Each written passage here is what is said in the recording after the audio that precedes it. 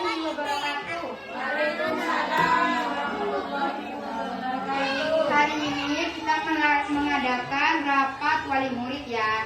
Dalam kegiatan ini kita akan membentuk grup paguyuban. Grup paguyuban itu salah satu grup khusus wali murid. Jadi seumpamanya tahun ini kita akan mengadakan wisuda seumpamanya untuk lulusan yang angkatan tahun ini. Jadi yang akan membantu guru di sekolah itu adalah tim paguyuban. Jadi manfaat tim paguyuban itu untuk membantu guru di sekolah. Seumpamanya kayak kemarin gurunya cuma satu. Jadi salah satu wali murid itu bisa membantu proses belajar mengajar. Bukan membantu yang di papan, bisa membantu menyiapkan persediaan anak yang di belakang. Kan cuma membantu, bukan jadi guru, cuma membantu. Jadi dalam tim paguyuban ini akan ada yang namanya ketua, wakil, sekretaris, bendahara. Ayo siapa yang mau jadi ketua? Yang yang dirasa dia itu mampu jadi ketua, bisa mengayomi anggotanya yang lain. Ayo siapa? Yang mau jadi ketua? Ketua itu cuma seumpamanya ada kegiatan yang memantau, yang menyuruh itu ketua.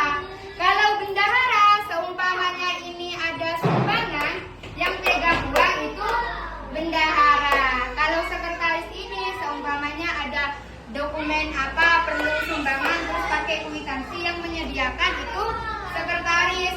Wakil ini yang membantu tugasnya ketua, seumpamanya ketuanya saat itu sakit. Jadi yang menggantikan tugas ketua itu adalah wakil. Ayo siapa yang mau jadi ketua? Sebutkan nama aja. Siapa? Ayo ibu, nggak usah ketuanya, wakilnya. Misbaha. Sekretaris. Bendahara. Bagian PC. Ayo siapa? Ya. Ini adalah struktur dari tim paguyuban di FPS Paut Milan. Nah, hari ini kita akan membahas tentang peran guru dan peran orang tua. Peran saya sebagai guru itu di sekolah itu mendidik, mengajarkan anak tentang komunikasi, memfasilitasi alat belajar di sekolah. Kalau peran orang tua itu banyak di rumah. Antara lain siapa yang tahu peran orang tua? Menjadi guru pertama di rumah, terus menyediakan makanan sehat dan bergizi di rumah. Jadi peran orang tua di rumah siapa lagi yang tahu? Menjadi mitra, kemitraan. Kenapa disebut kemitraan? Karena orang tua itu ada di samping anak 24 jam di rumah. Jadi dia bisa jadi guru, bisa jadi teman anak, seperti itu. Selain jadi ibu, kan bisa jadi teman anak, bisa jadi guru di rumah. Lagi peran orang tua di lingkungan rumah apa? Siapa yang tahu? Ayo, siapa yang tahu? Membangun hubungan baik atau memberi motivasi ke anak. Contohnya bagaimana memberikan motivasi? Siapa yang tahu? Ayo, saya memancing para wali murid biar berpikir. Contohnya kalau memberikan motivasi, kita di rumah itu memberikan pengertian kepada anak. Kalau nyampe di sekolah itu harus masuk kelas, tidak boleh main di luar, biar kamu tahu materi yang disampaikan sama guru di dalam kelas, seperti itu. Atau seumpamanya anak sudah bisa berhitung, itu orang tua bisa menjadikan anak itu memberikan reward. Wah, bagus, dapat 100. Nanti ibu belikan buku yang baru, seperti itu. Jadi mengapresiasikan karya anak. Jadi biar anak itu lebih bersemangat, lebih giat lagi belajar. Nah, sekarang kita masuk ke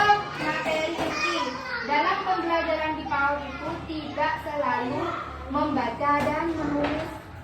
Banyak orang tua itu menuntut kita sebagai guru itu anak harus bisa membaca dan menulis.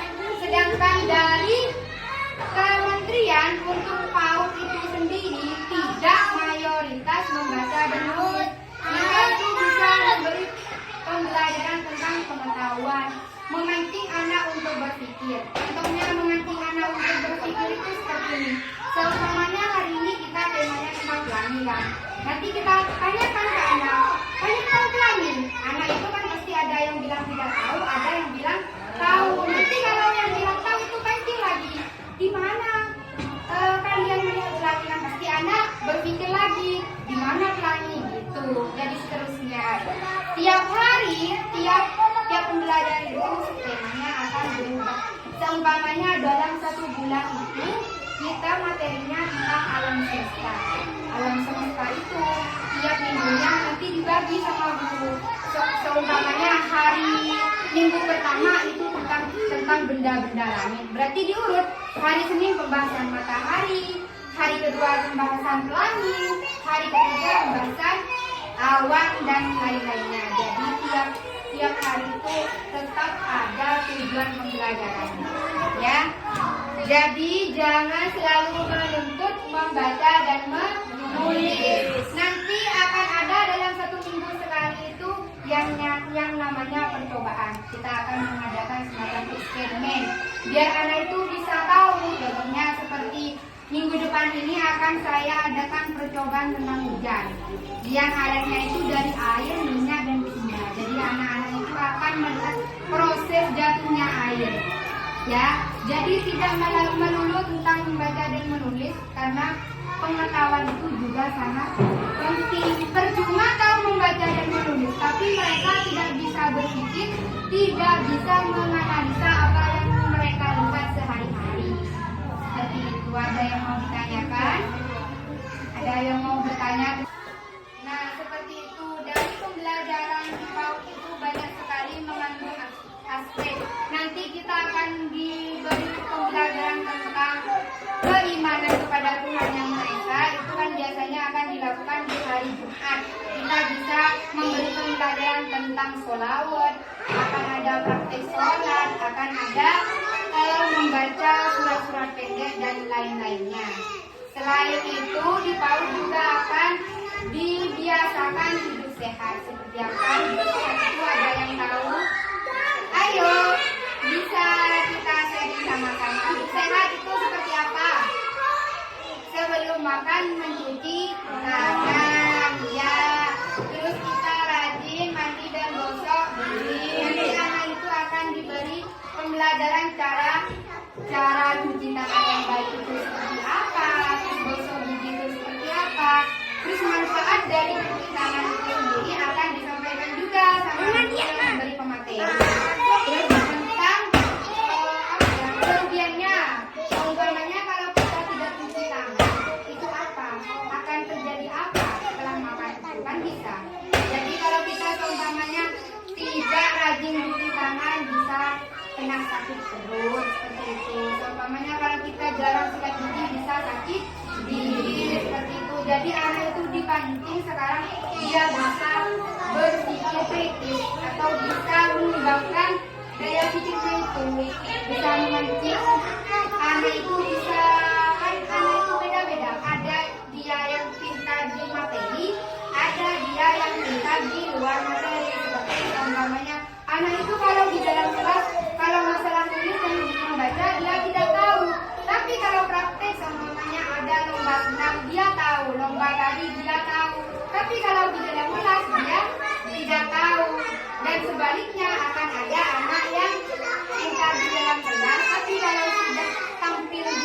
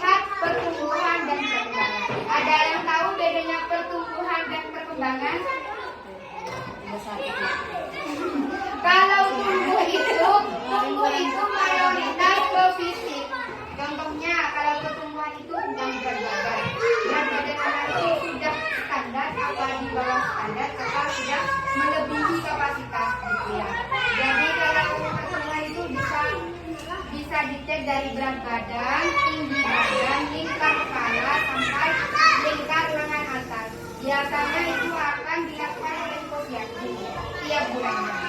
Kalau perkembangan itu, bedanya perkembangan itu bisa kita lihat dari kemampuan anak. Umpamanya sekarang anak itu sudah bisa memakai sepatu sendiri.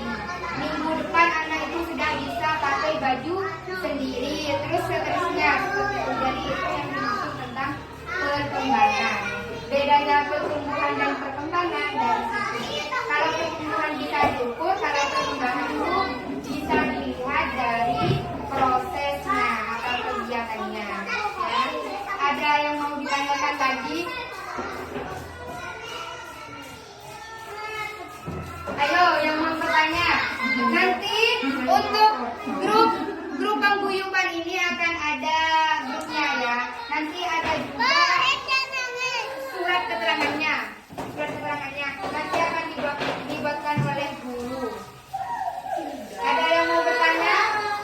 Iya. Ada yang mau bertanya lagi? Siapa? Ya. Oh, contoh membangun hubungan yang baik antara orang tua dengan anak ya. Itu contohnya kita selalu berkomunikasi. Saat pagi itu anak diajak, ayo mandi. Sehabis mandi itu anak selalu di setiap pagi tetap anak itu selalu harus sarapan itu penting. Jadi habis mandi sudah pakai baju, anak itu langsung suruh sarapan. Habis sarapan baru diantarkan ke sekolah. Jadi kita sendiri yang merawat anak kita sendiri. Meskipun seumpamanya orang tuanya itu mampu dan bisa menggaji pengasuh, tetap peran orang tua yang lebih utama dibanding pengasuh. Jadi kalau seumpamanya sudah malam habisnya ngaji, anak dituntut dibiasakan belajar. Habisnya belajar itu anak tidak cepat tidur. Sekarang ada 7 kebiasaan anak Indonesia. Bangun pagi, terus sembahyang, olahraga, itu salah satunya. Jadi seumpamanya hari Minggu itu dibiasakan anak itu lari-lari seperti itu ya, biar sehat. Selain itu ada pertanyaan lagi? Ada yang mau ditanyakan? Siapa di sini yang masih masuk posyandu anaknya? Sudah. Berarti sudah di atas umur 5 tahun. Yang masuk posyandu itu tetap di bawah 5 tahun. Nanti kalau seumpamanya anak yang sudah keluar dari posyandu akan dilakukan penimbangan oleh guru biasanya. Tapi kalau yang masuk ke posyandu biasanya oleh bidan desa. Ada lagi yang mau ditanyakan? Sudah. Sudah, hari ini rapatnya akan ditutup. Terima kasih atas hadirnya di sekolah ini.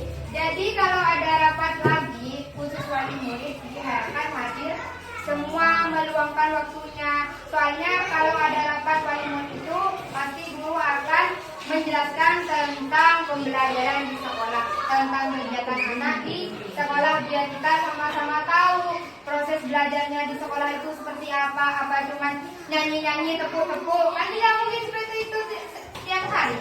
Jadi akan ada masanya kita bermain, ada masanya kita belajar, seperti itu ya. Jadi untuk pertemuan kali ini saya akhiri. Assalamualaikum warahmatullahi wabarakatuh. Waalaikumsalam warahmatullahi wabarakatuh.